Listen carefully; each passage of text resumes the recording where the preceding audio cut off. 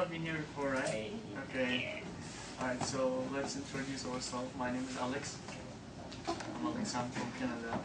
I'm going to be today's host for the English Corner. So, what's your name? Sean. Sean, what do you study, Sean? Interior design. Interior design.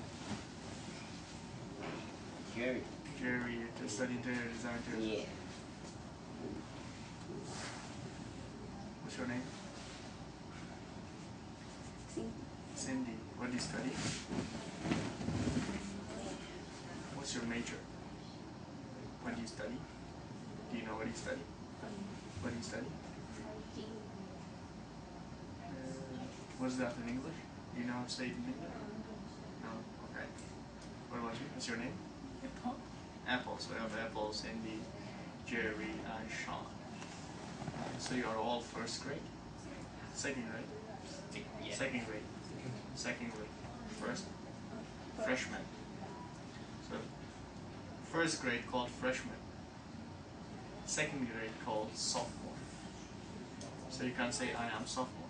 You don't need to say I'm second grade. Because in university you don't say first grade, second grade, third grade, fourth grade. So first year is freshman. Second year is sophomore. Third year is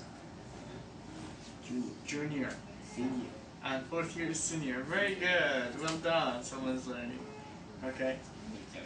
So every week he has been here. Like every week, we pick some topics and we talk about it. Like we can watch some videos about what you like.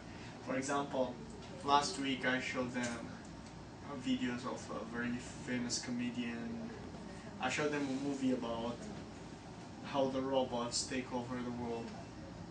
And it's a show from Netflix called Black Mirror. It's a very famous one. It's called sci-fi. Sci-fi means it's imaginary. It's a science fiction. Science fiction means something related to science, but it's not real. It's imaginary. This could happen in the future. Like for example, like in Steeler.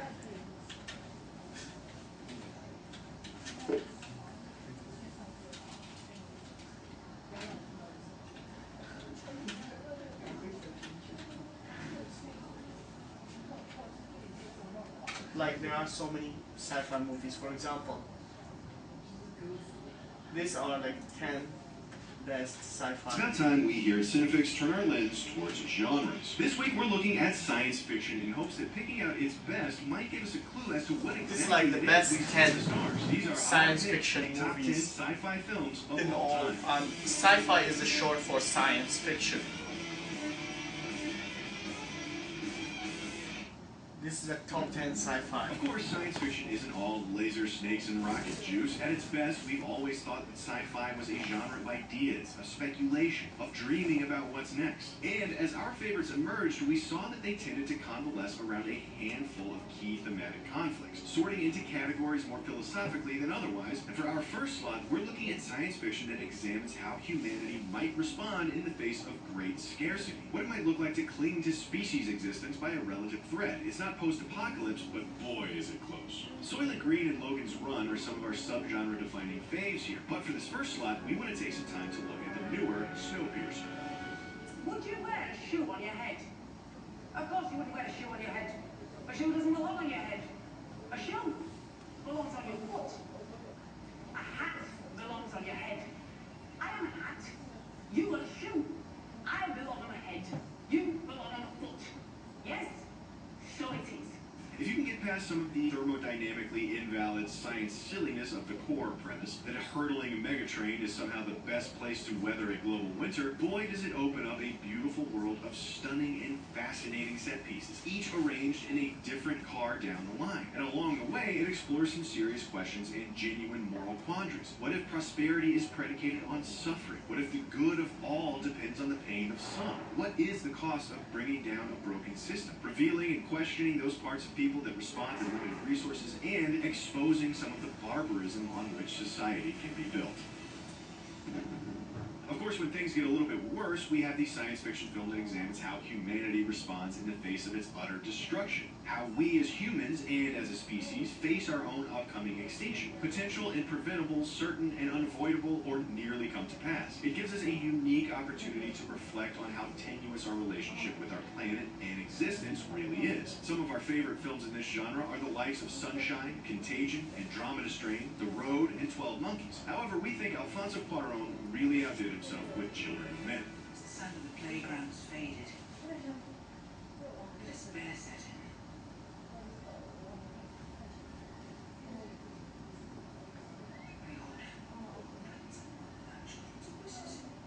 Children of Men shows us an incredibly bleak look at the coming apocalypse, with just enough of a dash of hope that we don't all off ourselves on the way out of the theater. And it's a brilliant concept for the end, a worldwide sterility, certain enough to finish our species for good, but protracted enough for us to have time to really stew in the idea of it. It is an incredible window through which to look at how dependent upon future and posterity we really are, and how quickly things might break down in their absence, regressing from nice and polite to brutish and short, with longevity no longer on the table.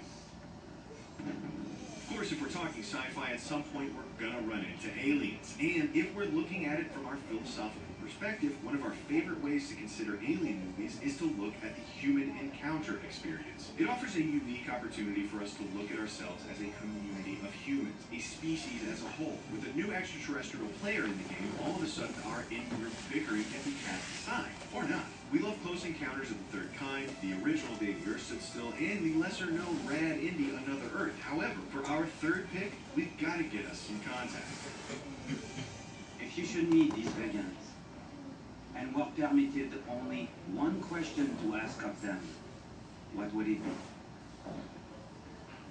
Well, I suppose it would be, how did you do it? How did you evolve? How did you survive this technological adolescence without destroying yourself? A Robert Zemeckis film based on a story by Carl Sagan himself, Contact is a perennial fan favorite. A potential alien encounter serves as a point of departure for a discussion about what our shared values as a society are and should be, about what it means for there to be something else out there and how we should respond. Perhaps ahead of its time, in a frank and balanced discussion about rectifying the competing worldviews of scientists and religious, Contact searches for common ground in our shared humanity and seems all the more relevant for it today. Another sort of alien encounter happens not in the initial contact, but in the aftermath, where we have to deal with the question, what now? And this immediately invites questions that mirror those we face in society today, with racial, cultural, and political undertones. Probably one of the most allegorical is District 9, neatly mapping apartheid race relations onto human-alien interaction in Johannesburg. But this conflict isn't just reserved for aliens. The question of cohabitance is raised in the science fiction of robots, AI, clones, and even the undead. Blade Runner is another excellent choice here, examining the rights part of human rights. However, for our number 7 pick, we're actually going with Her. You know, I can feel the fear that you carry around. I wish there was something I could do to help you let go of it, because if you could, then you'd feel so alone anymore. In an increasingly fascinating artificial intelligence genre that is taking more and more complex and realistic looks at what thinking and learning and self-improving machines might unleash upon our world and society, Her is brave enough to almost entirely ignore those questions in favor of what it might unleash upon our emotions. Her explores our fragile human limitations not in intelligence, but in codependency and attachment and emotional need. It is a deeply human look at what the future might hold, and what innate features of ourselves might hold us back. Not just our inability to calculate pi to the billionth decimal, but in fact those very inner fragilities that make us human. Of course, as much as the hippies would like to insist otherwise, survival as a species isn't all peace and love and Burning Man barter economies where we're all stronger together. So, most of those sci-fi movies all based on a few counters. It's like revolutionary for the human rights. For example, the first few ones we're talking about was like the 12 Monkeys, the Contact on Raisin. It's like, or District 9.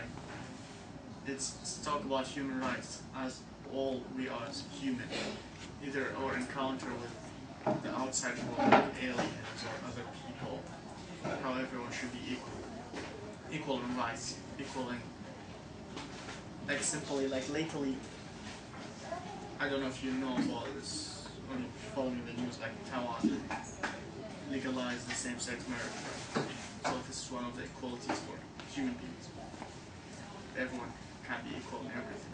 So many of those sci-fi movies, they're talking about some stuff in machinery, but also they talk about the revolutionaries against the inhumanity things, how to make the world better place, basically.